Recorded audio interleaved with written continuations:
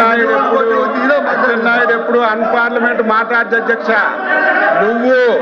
మీరు గత ప్రభుత్వంలో విద్యాశాఖ మంత్రిగా ఉండి 5 సంవత్సరాలు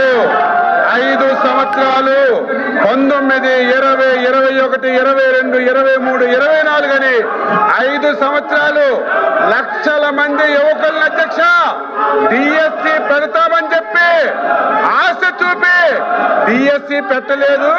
ఆ రోజు విద్యాశాఖ మంత్రిగా ఉండి మీ గొడ్డల పార్టీ అధ్యక్షుడిని కనీసం చెప్పలేని వ్యక్తిని ఏమనాలి మీరే చెప్పండి అధ్యక్ష.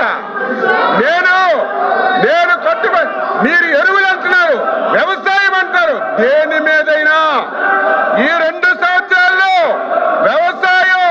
వ్యవసాయ అనుబంధ రంగాలు ఏ శాఖ అయినా మీ పాలన మా పాలన చర్చించడానికి ఎన్ని రోజులైనా సిద్ధంగా ఉన్నాం.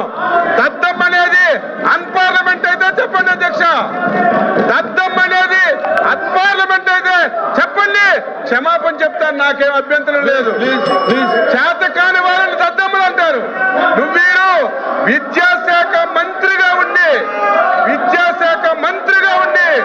డిఎస్సి ఇప్పించడంలో వైఫల్యం చెందారు కాబట్టి, చేత కాలేదు కాబట్టి దద్దమ్మన్నాను అధ్యక్ష.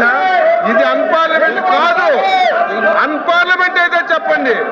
నా పర్సనాలిటీ గురించి మాట్లాడుతున్నావు. నువ్వు సచ్చినా కాలు కిందకు పెట్టి పైకి పెట్టినా నా పర్సనాలిటీ నీకు రాదు సత్యనారాయణ.